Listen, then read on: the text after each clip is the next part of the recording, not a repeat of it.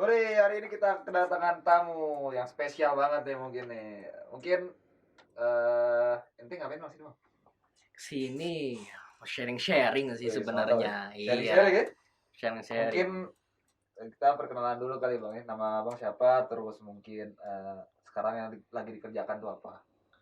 Oke, kenalin nama gue Ade. Sekarang itu lagi aktif di beasiswa kepemudaan sebagai caretaker-nya.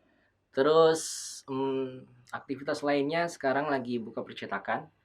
Jadi percetakan itu bukan percetakan yang teman-teman biasa fotokopi, tapi percetakannya mencetak anak-anak muda untuk bisa lebih produktif di masanya. Oke, siap Bang. Wah, jadi mantep banget ini kerjaannya Bang ya. Apalagi di pandemi gini ya. Iya dong, harus produktif, tetap produktif masa pandemi. Mantap. Jadi untuk kali ini kita akan mencoba membahas tentang ini Bang, membangun startup berdampak dengan tim produktif di era disruptif. Hmm. Jadi sebenarnya eh, startup itu menurut lo apa sih Bang? Startup itu, ya kalau misalkan kita lihat dari segi bahasanya, startup, starting up ya, artinya memulai. Ya, kita memulai apa ya? Memulai sesuatu yang memang bisa memberikan sebuah dampak gitu sih, secara dasarnya gitu. Cuma kalau secara secara luas gitu ya, ya startup itu adalah sebuah perusahaan yang baru mulai.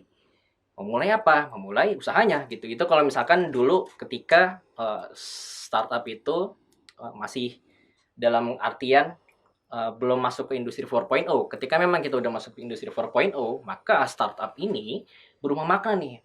Berubah maknanya gimana? Gitu. Karena di industri 4.0 ya artinya kita udah mau nggak mau kita harus bersaing dengan teknologi. Makanya istilah startup itu jadi berubah menjadi ya skor dari bisnis perusahaan itu adalah app based gitu, kita menggunakan app. Jadi kalau misalkan teman-teman nih mau beli makanan gitu ya, ya tinggal pesan lewat apps gitu ya, terus mau jalan kemana ya simpelnya kita nggak usah apa pesan ojek lagi, jalan ke depan gang terus bilang bang ayo bang kita jalan ke warung gitu misalkan, kita tinggal apa ketik udah nanti abangnya nyamperin. Jadi lebih memudahkan kita sebagai konsumen gitu. Walaupun ya kalau startup itu ya memang ada segi ininya sih, ada segi negatifnya juga kalau misalkan kita nggak bisa memahami tuh cara penggunaannya gitu. Oke, oke gini Bang. Sebenarnya kalau untuk buat anak muda zaman sekarang itu seberapa penting sih untuk membangun startup itu sendiri? Apalagi kita sudah masuk ke era disruptif nih. Iya, jadi perlu dikasih tahu nih ya. Artinya perlu kita sama-sama ketahui bahwa ketika kita udah masuk di era disruptif gitu ya, artinya kita udah siap untuk berubah. Artinya ketika memang kita punya sesuatu yang menjadikan passion kita gitu ya. Kita pengen nih ngaplikasiin apa yang mau kita bangun gitu. Kita punya idealisme untuk membuat Indonesia kita menjadi lebih baik dengan karya kita, maka pertanyaan penting atau nggak penting justru penting banget gitu buat kita anak-anak muda. Tapi kan pasti pertanyaannya gimana gitu cara mulainya gitu kan ini jangankan mau bangun apa sebuah perusahaan gitu kan duitnya aja belum ada kayak gitu. Nah sebenarnya bisa banget nih kita sebagai anak muda gitu ya. Kalau misalkan kita yang penting itu adalah ya kita punya sesuatu yang mau kita usahakan gitu. Kita punya mimpi dan ya tinggal caranya kita itu untuk mengaplikasikannya gitu, merealisasikan mimpi kita. Kayak gitu. Apalagi tadi pertanyaan? Mungkin ini aja Bang ya. Kita kan kalau mau mulai nih kan kadang-kadang kita bingung sendiri nih. Terus pasti kan kalau mulai startup itu kan bayangannya kan besar, startup itu kan besar ya. Kita pasti butuh tim nih Bang buat mulai. Nah, apalagi kalau mulai dari awal banget itu bangunnya juga gimana Bang ya? Duit juga nggak ada gitu Bang. Itu gimana Bang solusinya Bang? Solusinya adalah ketika memang ya kita punya resource yang minim banget gitu ya, maka yang harus kita lakukan adalah tadi gitu. Kita sebagai pemimpin ya, yang punya ide, yang punya visi, maka kita harus bisa menuangkan mimpi-mimpi itu ke dalam sebuah bisnis model, kayak gitu, bisnis model. Jadi teman-teman, ya udah kita bikin dulu bisnis model seperti apa gitu. Udah rapih gitu segala macam bisnis modelnya, dari awal ya, bisnis model ini dibuat, prosesnya seperti apa, nanti outputnya yang akan dihasilkan kayak gimana. Maka yang selanjutnya dilakukan adalah mencari tim gitu. Nah, timnya ini gimana? Pasti kan akan mikir, oh nanti gue bayarnya gimana gitu kan, belum punya uang, terus nanti gimana cara ngegajinya mereka itu segala macam. Ya sampaikan dulu, sampaikan kepada mereka apa bisnis modelnya gitu. Ketika memang visi teman-teman, mimpi teman-teman sudah tertuangkan dengan baik dalam sebuah bisnis model, ya bisnis model kanvas. Kalau misalkan teman-teman tahu bisnis model kanvas, tinggal dibuat bisnis model kanvasnya. Jadi itu yang perlu teman-teman buat gitu. Padahal nanti tinggal pas lagi nyari tim, makanya teman-teman udah siap gitu. Oh ya udah ayo kita sama-sama bangun nih. Kita sama-sama punya mimpi. Pada akhirnya nanti ya udah kita memperjuangkan startup ini untuk bisa memberikan dampak. Dampak bagi siapa? Dampak bagi orang-orang di sekitar kita gitu. Seperti Smart Leaderpreneur. Jadi ini cerita sedikit ya tentang Smart Leaderpreneur. Dulu Smart Leaderpreneur ini itu bangun berdiri atas kekhawatiran saya pribadi.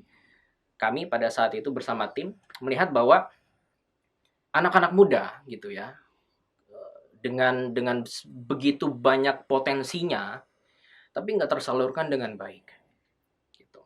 Kalau misalkan teman-teman kemarin udah ngelihat seminarnya Kak Kusnan gitu, bahwa kita harus sadar kaya gitu ya. Ya kita harus sadar bahwa diri kita ini kaya akan potensi diri, kaya akan potensi-potensi yang seharusnya bisa kita manfaatkan di usia muda kita gitu. Makanya Smart Leaderpreneur ini hadir di tengah-tengah kekhawatiran tersebut, di tengah-tengah masalah tersebut, bahwa kita sebagai anak muda itu harus produktif. Dengan cara apa? Dengan cara apapun gitu. Gimana caranya kita produktif? Langkah realnya adalah di Smart Leaderpreneur ini ada program public speaking ya. Jadi teman-teman ini kita bina selama 6 bulan kemarin untuk bisa apa? Untuk bisa public speaking. Karena public speaking itu adalah soft skill yang wajib terus teman-teman kuasai gitu. Karena ya dimanapun kita pasti akan berinteraksi dengan orang lain gitu. Maka public speaking itu sangat-sangat penting untuk kita kuasai. Terus yang selanjutnya apa? Entrepreneur ya. Jadi Smart Entrepreneur itu adalah jadi ini ya, artinya dituangkan menjadi sebuah beasiswa pembinaan selama 6 bulan gitu. Jadi teman-teman di sana itu kita gerakan ya, kita benar-benar bina selama 6 bulan itu untuk tadi gitu, bisa menguasai skill-skill yang memang menjadi kebutuhan anak muda untuk keproduktivitasan mereka kayak gitu. Jadi tadi ya, satu apa tadi ya? Satu misalkan tadi public speaking udah oke nih. Oke, public speakingnya udah oke. Yang kedua adalah entrepreneur gitu. Kita genjot mereka untuk bisa earn money secara mandiri gitu. Di usia mudanya.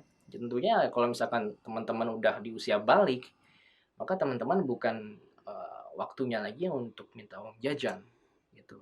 Tapi udah waktunya untuk bisa memberikan uang jajan kepada siapa? Pada orang tua kita. Kayak gitu. Makanya di usia-usia muda, teman-teman sendiri ini ya harus kita bisa mandiri secara finansial dengan cara apa? Dengan cara ya jualan. Jualan. Apalagi? Kalau misalkan kerja, ya jual diri kan. Teman-teman menjual diri teman-teman sebagai jasa gitu. Atau apalagi jual produk gitu ya. Bisa apapun jualan, nggak usah malu jualan. Kenapa? Kalau pasti harus malu jualan gitu kan. Karena orang lain itu hanya bisa berkata A, B, C gitu ya, tapi nggak akan mempengaruhi apa-apa gitu. Yang akan mempengaruhi yaitu adalah aksi teman-teman itu untuk berjualan dan mendapatkan profit dari situ. Akhirnya bisa mandiri. Yang ketiga tadi apa? Menulis. Ya, menulis. Jadi ketika memang teman-teman udah bisa mandiri secara finansial ya, udah bagus juga nih dari segi public speaking ya, skill public speakingnya, maka karya teman-teman yang udah teman-teman bangun gitu ya, itu dituangkan melalui tulisan gitu. Kita buat, kita abadikan semua hal prestasi-prestasi kita lewat tulisan, karena dari tulisan kita bisa mengubah dunia gitu teman-teman, dan tulisan itu abadi walaupun teman-teman nanti qadarullah udah nggak ada waktu di dunia ya untuk bisa lebih banyak lagi berkarya, maka yang akan terus melanjutkan perjuangan teman-teman adalah tulisan teman-teman sendiri. Kayak gitu. Nah, makanya penting banget gitu. Artinya ketika memang teman-teman punya ide apapun untuk masalah di negara kita gitu ya, khususnya mungkin ada teman-teman melihat, wah ternyata di SLP masih kurang satu nih gitu ya, kira-kira anak-anak muda nih harus lebih produktif gitu. Uh, Teman-teman di SLP udah membuat beberapa pelatihan-pelatihan gitu kan, soft skill yang udah disediakan, maka ya silakan teman-teman buat startup yang berikutnya yang bisa berdampak buat anak-anak muda yang lain. Kayak gitu. Jadi nggak usah takut teman-teman. SLP ini juga memulai dari benar-benar nol gitu. Dan kita yang penting jalan action gitu. Walaupun pada akhirnya ya namanya kalau misalkan boleh dibilang ya ini belum pure benar-benar 100% startup gitu. Karena tadi yang kita sama-sama pahami bahwa startup itu adalah tadi app based gitu ya. Kita melihat bahwa interaksi kita dengan sebuah bisnis itu ya melalui apps gitu. Nah, nanti ya perlahan akan menuju ke sana karena salah satu syarat untuk startup itu bisa dikatakan sebuah startup gitu ya adalah tadi kita bisa memberikan dampak dengan cara apa? Kita memberikan bisa sebuah inkubasi buat startup pendidikan gitu ya. Dan Smart Leaderpreneur ini udah selama 6 bulan kemarin sudah melakukan hal itu. Kita menginkubasi anak-anak muda selama 6 bulan gitu ya, dan pada akhirnya mereka membuat karya yang memang luar biasa. Output yang diharapkan sesuai gitu, bahwa ya mereka keluar dari Smart Leaderpreneur menjadi seseorang yang lebih produktif gitu. Untuk prestasinya teman-teman bisa lihat sendiri, cek di IG. Itu ada teman-teman kita alumni SLP yang mereka berhasil membuat karya-karyanya selama pembinaan 6 bulan kemarin, dan itu juga bisa bisa teman-teman cek dan bisa menjadi inspirasi buat teman-teman gitu ya, khususnya buat kalau misalkan kalian nih pengen udah punya rencana mau bikin startup apa gitu, nggak masalah, bikin aja gitu. Bodoh amat orang bilang, lo mah bukan startup gitu segala macam. Startup kan harus app based gitu kan, harus dikatakan teknologi. Kita akan menuju ke sana. Yang penting adalah yang harus teman-teman lakukan mulai dari sekarang gitu.